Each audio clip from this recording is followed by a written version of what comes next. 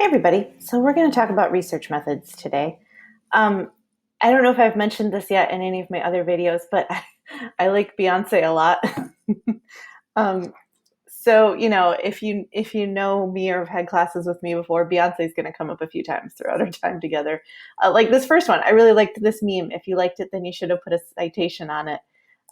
Because we're going to talk about research methods today, and research is part of that is citing people and learning about citations. So anyway, I like Beyonce. I think Lemonade is one of the greatest albums ever made, and Adele should not have won the Grammy for it. Beyonce should have, but that's just a rant for another day. Let's talk about methods.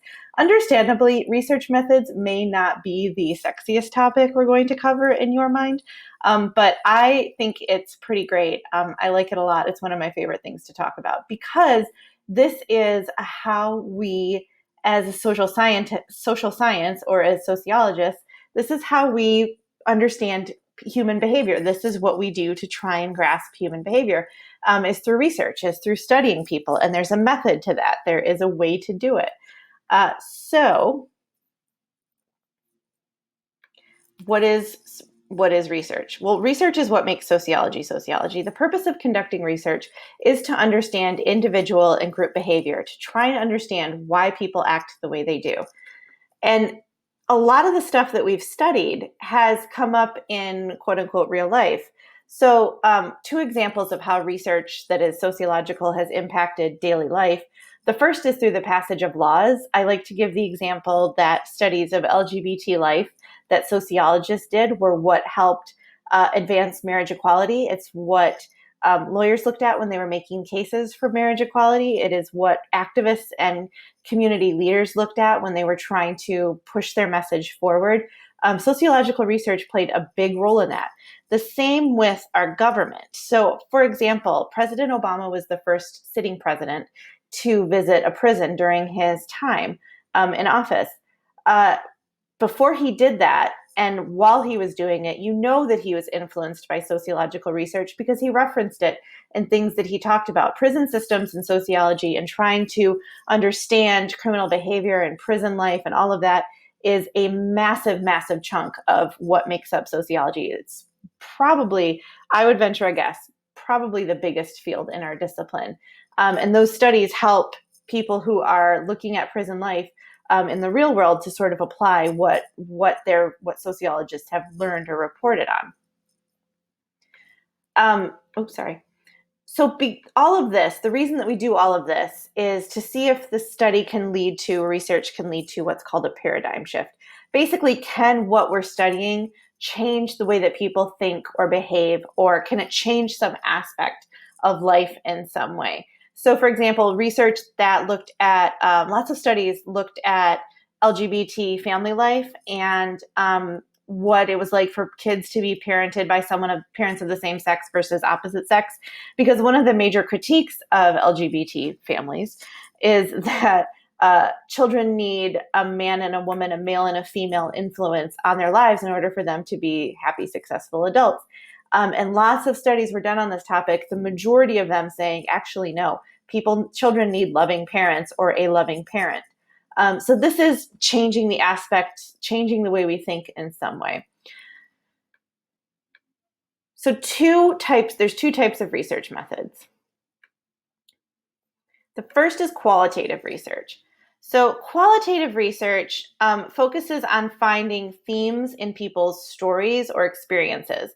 And one of the major ways this is done is through interviews, through sitting down with numerous people, asking them the same questions or similar questions, and then taking their answers and trying to find themes in what they say. This is interviews. Interviews can last anywhere from 30 minutes to hours. What you do is you transcribe the interview, so you type out everything that was said. Transcriptions can be anywhere from probably 15 pages for a 30-minute interview to like 45 pages for an hour and a half, 2-hour long interview. And you go through those transcriptions and you start to find themes. What kinds of things are people saying over and over again? Focus groups are probably the most familiar to you. Focus groups have kind of been taken by marketing and business and all of that to understand people's connection to products or how they feel about products. Focus groups in research methods, in sociological research, is kind of a similar thing where you sit down, you toss out a topic, and you see what people are saying about it, how they're talking about it. Next is participant observation. This is literally observing people and reporting back what they do. Ethnography, I'm going to talk about that more in a second with more detail. Ethnography is getting into groups of people into what's called the field and studying them in their natural habitat. Arts-based research, literally taking the arts and using it as a way to conduct research. And then content analysis. So you're going to do a little content analysis with homework 1. But content analysis is when you take any form of written media, so books, magazines, websites. You can even use like comment sections of different social media. Anything along those lines is a content analysis. So there's 2 types of research methods.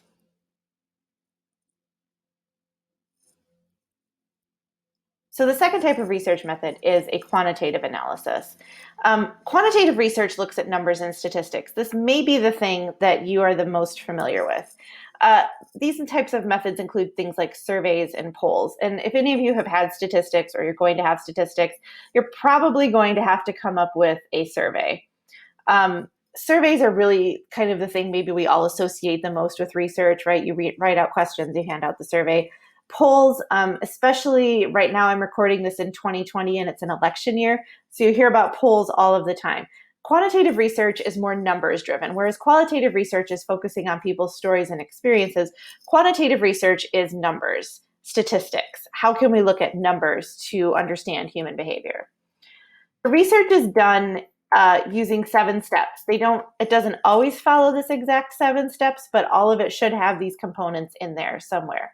The first is you get a topic and you come up with a research question. Then what you do is you go and read as much as you can on a topic. That's called the literature review. You look and see what other people have already done on whatever topic you're looking at.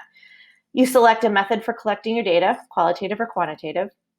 You figure out what population of people you want to study.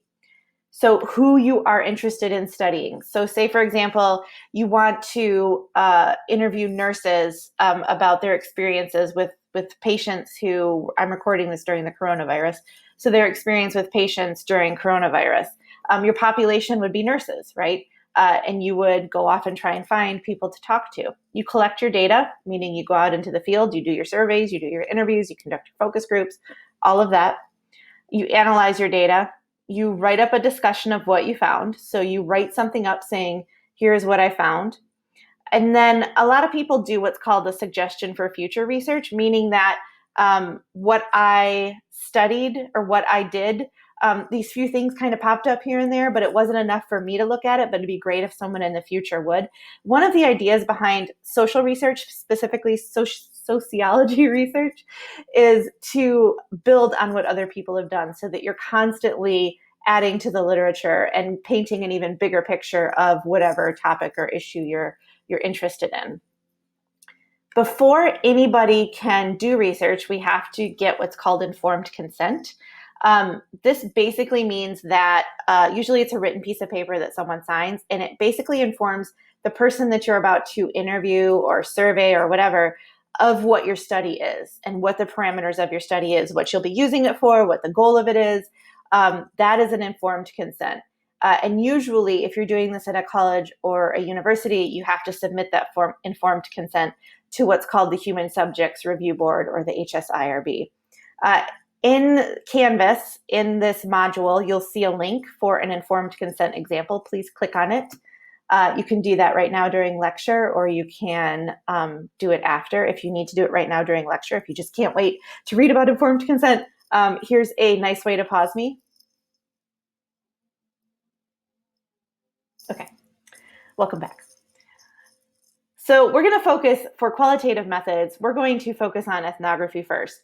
So ethnography means that a researcher goes into the field. They go into the field to study people or to study social groups, right? So you're going to where people are and studying them.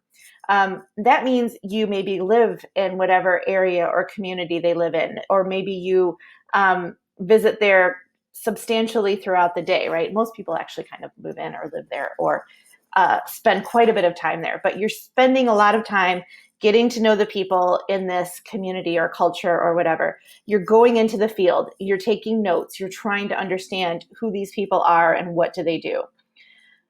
In the field where you're studying people, the researcher does a few things. The first is they look at daily experiences, they gather perspectives on an event, they try and understand its culture. And field studies can go anywhere from things that seem really mundane or boring to extraordinary. So here's an example of a professor I had when I was in graduate school. She wanted to understand how women in really small villages in Mexico were setting up their kitchen, which I know talking to people about their kitchen, unless you're like a chef, is you probably all just got glassy eyed right now. And we're like, really? She's going to talk about a kitchen? Hold on, it gets better. So she went in to talk to people about, specifically women, about the way they set up their kitchens, because in the culture she was studying, and some of you may have experience with this, the way that a kitchen was set up was not just for someone to make food, but it was for the ancestors to want to come and visit. So they would hang pots in windows so that when ancestors wanted to come say, hey, they would make the pots move back and forth, right? The breeze would move the pots back and forth. And they interpreted that as someone who had passed on coming back and being like, hey, how's it going? I'm going to hang out in your kitchen today. Just pull up a chair. They would also make extra food and put it in the window for the ancestors to have if they got hungry. I know. How thoughtful is that? So this is kind of a mundane ethnography, but really kind of fascinating in the way that it was set up. An example of an extraordinary one is something called the Code of the Streets, and I'm going to include this link on Canvas for you also. I'd like you to take a second and watch it, and then when you're done, come back to lecture. So pause lecture, go to Canvas, open up Code of the Street, watch that, come back to me.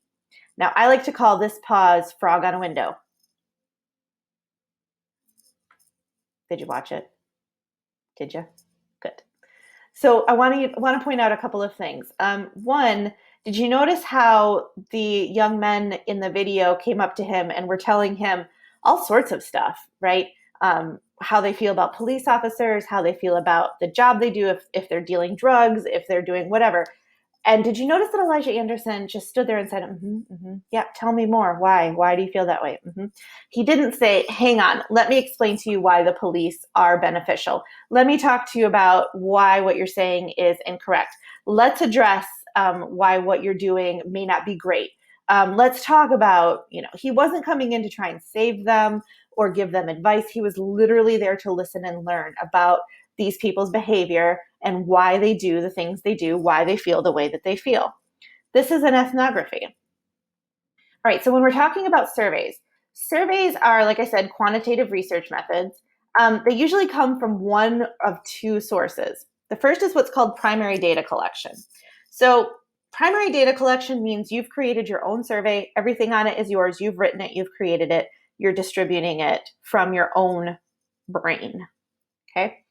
Second, secondary data collection means that someone else has written the survey and you are co-opting it and using it for your own research, which is totally okay to do. You do have to cite that you took someone else's survey, but it's totally okay to do that. The most popular database for surveys, like that, where if you want to find someone else's survey, is called the ICPSR. I cannot say the word consortium.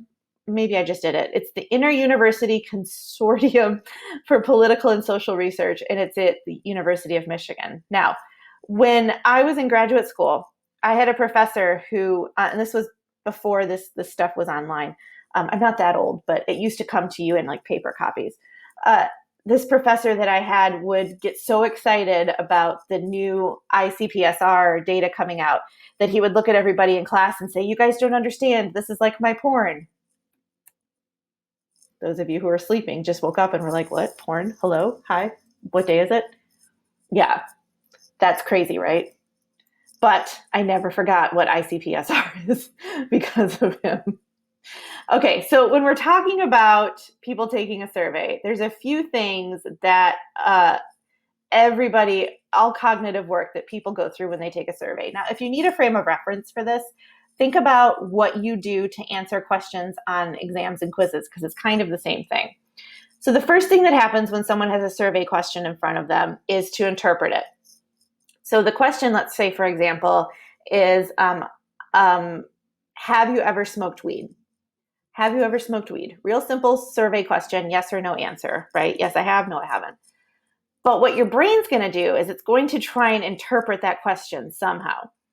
So you're going to look at the question, have you ever smoked weed? Hopefully on a survey, they're a little formal. They'd probably say like marijuana. But you're going to interpret that question and you're going to retrieve an answer, yes or no, right? Then what your brain's going to do is it's going to judge that answer. It's going to say, okay, my answer to this is yes, but if I say yes, I know they said the survey is anonymous and people may not know who I am or how I'm answering it. But if I say yes and that does come out, will that affect my family? Will that affect my job? Will that affect my financial aid? You all, I hope you all know that if you get caught with weed, that it affects your financial aid and you may not be able to get financial aid because of it. Just putting that out there is like a PSA in the middle of this lecture. I am full of good advice. Ask anytime. So you judge that answer. Then you're either going to stick with it or you're going to edit it. And you do this with exams and tests. You see A, B, C, D, and you say to yourself, okay, I know it's B. And then as you've taken the test, you go, you know what, that could have been D, right? Everybody does this. So when we're writing survey questions, one of the things that we want to make sure we do, sorry if I just made you a little seasick there. One of the things we want to make sure we do is keep them very, very simple. How many days a week do you drink alcohol? Really simple question, right? 0, 1, 2, I'm drunk right now. I'm not. Please don't start saying, oh my God, she was drunk. I'm not drunk right now, as an example. How many days a week do you drink alcohol? So you figure out with a survey, you try and figure out as many ways as you can to ask the same question. This is also called scales, where you can come up with several questions that sort of mean the same thing and are all getting toward the same answer. But it's also a way that you can catch and figure out if somebody is being completely honest with you with their survey. You also have multiple options for answers. That tends to be very helpful. It's also called the Likert scale. You've seen this with things before. It's the strongly agree, strongly disagree, agree, neutral, right? That kind of stuff. There it is. Agree, disagree, strongly agree. And you also consider the wording of the question. So for example, if I were to ask, do you agree that you should feel guilty for driving drunk? Do you agree that you should feel guilty for driving drunk? What's wrong with this question? Think about it for a second. It's assuming that you should feel guilty, right? It's presuming that I should feel some sort of guilt for driving drunk, when in fact, I may not. I may think to myself, this is not a big deal to me. So you need to make sure you're considering the wording of the questions when you're writing survey questions. All right, content analysis. So content analysis can be used as qualitative or quantitative research, and it can be used as a combination of quantitative or qualitative research. Basically, for content analysis, when you're looking at content, so remember I said any sort of text, if you start to count things, that's the quantitative aspect. Like if you're counting the number of comments on a post or the number of times certain phrases appear, that could be considered quantitative. Common themes with qualitative is the actual content, right? So what kind of stuff is appearing over and over again, and how often both of those themes arise. Okay, so this was quantitative and qualitative research and research methods. I want to talk a little bit about ethics. Some of this you may have gotten in other classes, but these are kind of the 3 ethical dilemmas that are laid out when we talk about sociology, and why we kind of got to an informed consent as the requirement for anybody who's conducting any research. It's because of these 3 examples. So the first is Laud Humphreys. Laud Humphreys wrote a book in the 60s called The Tea Room Trade. And in I think it was late 50s, early 60s, he was a graduate student at the University of Washington. He wanted to understand men who were on the down low. Now, remember, this is the 50s and 60s. That term probably did not exist. Maybe it did, and I'm ignorant to it. But that was not something that was commonly discussed, and it was very taboo. So what our good boy Laud did not really good, was he went to public restrooms where he knew men would be hooking up, and he volunteered to be what was called the watch queen. So the watch queen's job was to stand outside the restroom door, and if police showed up or law enforcement showed up, they would have to knock. So they would knock on the door, and that would alert the men inside, hey, there's somebody here, stop doing what you're doing. But while he was doing that, sneaky guy, he would go into the parking lot and he would start writing down the make and model and number and color and any detail he could get on the cars that these men were driving. And then he would write down like what the men looked like who were driving each car. He would take that information to the DMV, take the license plate number to the DMV, Department of Motor Vehicles, and say, hey, can you look up this license plate for me? Now, this was pre, everything privacy related. And at that point in history, you could just be like, hey, I got this license plate. Can you tell me who the owner is? Can you give me their address? Which they would do. They'd give Lud Humphreys the address. He would show up at the person's house, knock on the door, say, hey, I'm Lud Humphreys. I'm here studying men who are having sex with men on the down low. Would you be interested in answering some questions? The men would look at them and be like, absolutely not. Go away. Get off my lawn, right? Go away. That did not go over well with Lud Humphreys. And he would say, okay, well, I'll leave, but I also saw you at such and such rest stop, and you drove this car, and you were wearing these clothes, and you were with this man or this gentleman. And that would get the men to answer his questions. Now, what's wrong with that ethically? Think about it. Did he get consent? He did not. Did he give informed consent? He did not. He did not tell anybody there he was doing a study. Did he put these men's lives and families and careers and things in jeopardy? He absolutely did, especially at that point in our history. Okay, so that's Lud Humphreys. Second is Philip Zimbardo. This is one that you probably are all a little familiar with. So the Stanford prison experiment happened at Stanford. Again, this was in the late 60s, early 70s. Zimbardo wanted to understand the connection between people in power and people who don't have power. So he had college students, men, volunteer to be guards and prisoners in this basement of Stanford. This was a study that was supposed to go on for a couple of weeks. But pretty quickly, as soon as the men got there and started acting out their roles, they very quickly transitioned from students to these actual guards and actual prisoners. And it got intense real fast. Like you had men who were starting to get abusive toward prisoners. You saw people being put into solitary confinement for doing very silly things.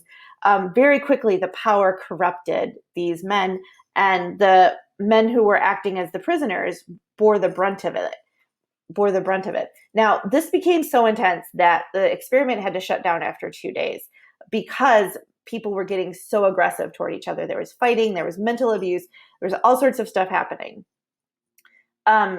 Now, in the end, Zimbardo got what he wanted. He got information on power structures. But the reason the Stanford prison experiment is held up as one with questionable ethics is because people got hurt, right? You're not supposed to harm people when you're studying them. And some of these men are now in their 50s and 60s, and they still report having PTSD from the Stanford prison experiment. So that's a second example of ethics. My last example is Stanley Milgram. So in Canvas, in this module for this lecture, there's also going to be a link to the video, The Man Who Shocked the World, where you can see what Milgram did. But essentially what Milgram wanted to understand, this was happening in the 50s, this was post-World War II. He wanted to grasp why men who were fighting in World War II could have supported Hitler. That was kind of the basic idea of this. So keep in mind, this was in the 50s. He wanted to see how people could be so easily coerced to do what is basically the wrong thing, and why. Why would they do that?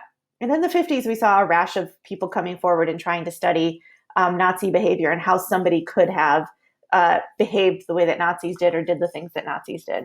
So Milgram set up what was considered a shock experiment. So in the picture, you see that you have a teacher, you have an experimenter, and a student. So the student was back in this room.